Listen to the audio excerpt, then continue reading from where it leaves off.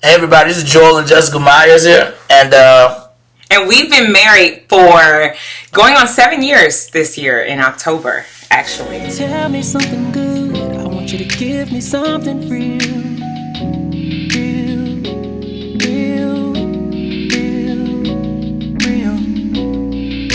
Don't tell me something good. I want you to give me something real.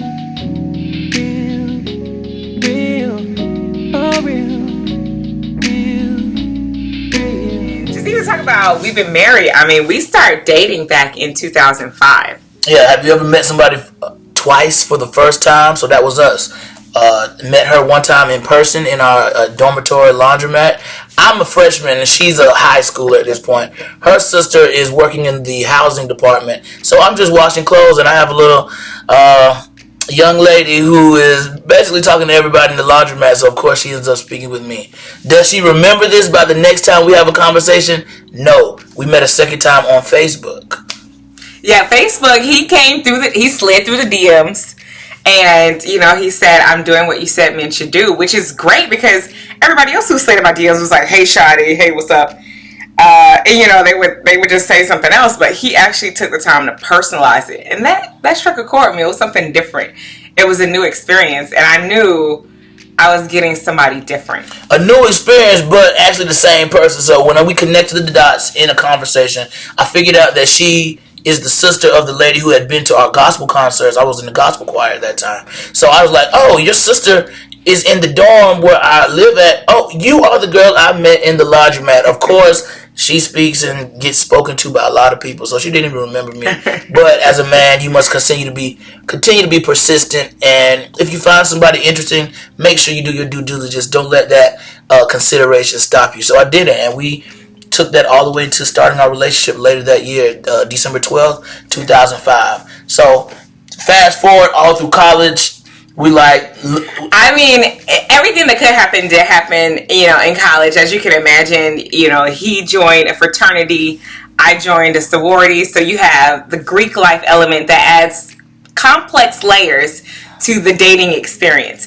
But I'm glad we did that and got that out the way in college. Like, I'm glad, all of the fun and everything like that we got in college and got to experience with each other. I mean, we still having fun. What you're saying is the fun that can ruin relationships. That is what college is about. That kind of fun. The fun that you're not supposed to have. So, of course, that's a part of the human experience as well. Have the fun that you're not supposed to have. So then when you are ready to get that out your system, that you can dedicate and provide that reverence that your spouse requires. Mm-hmm. So you're taking that all the way up until we got engaged September 1st, 2013. So from December 12th, 2005 to September 1st, 2013, we dated. We did take about an 8-month break when she graduated in 2009, but I always said we weren't going to do a long distance engagement, and here we did a long distance engagement. I'm in Pennsylvania on a project. I do app development. She's in Atlanta, but I said, you know what? Seems like this marriage thing's about doing what I said I wouldn't do, which is about humility with dignity in my role. So it was a long stretch, and one of the things I feel like that was glue for us is back when we first started dating in 2005. His frat brother introduced this concept to us because, when you go to work, you have a meeting at least once a week, twice a month, something. There's a cadence of communication. But generally in relationships, you only tend to speak when things go left. And it's harder sometimes to come up with the gratitude just because. So one of the things he introduced us to back in December 12th, 2005 was a concept of communication. We call this our 12th talks. Why do we call it 12 talks? Because we got together December 12th. But what we do is on this day, the 12th of every month, because it's the 12th of when we got together, so our monthly anniversary, we talk about what we liked about the last 30 days, what we did not like about the last 30 days. And what we need to do to get better before you say the other thing. What we need to do to get better. It's not about moving forward. It's about getting better. That's the standard I live with, and I brought it to this marriage. So we do things to get better. So what you did like, what you didn't like, and what you need to do to get better. And that takes both of us brainstorming each time to say, how do we step this thing up a notch? There's no regression. There's only steps up. So taking that mantra, we've had this 12 talk every month since then. Yes. It's helped with our communication. You talking about for the last 15 years, every single month, we're having a communication of what we appreciate about each other. So it's no wonder, it's no guess, it's no, I haven't heard anything nice in years.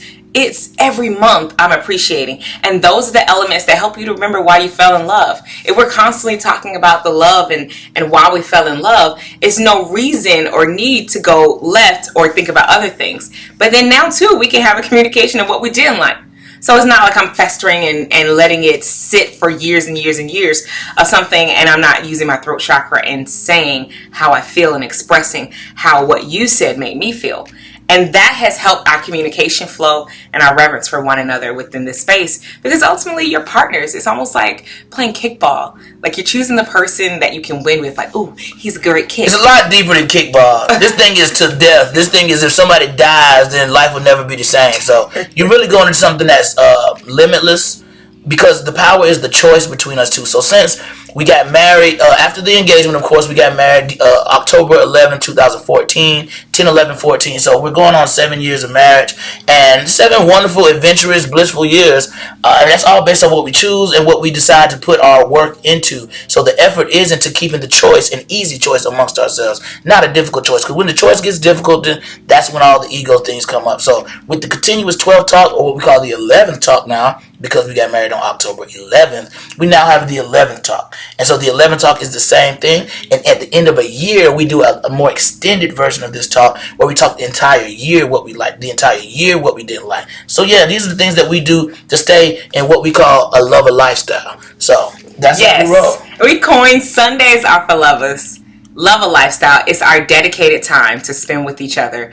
And when we put us first, everything else flows. So it's been amazing. We actually met JJ early on in our journey, and it's just been amazing to watch you flourish, us flourish, and it's all about love. Look forward to seeing you at the top. I remember the time when you were mine, you were my prize, can we take it back?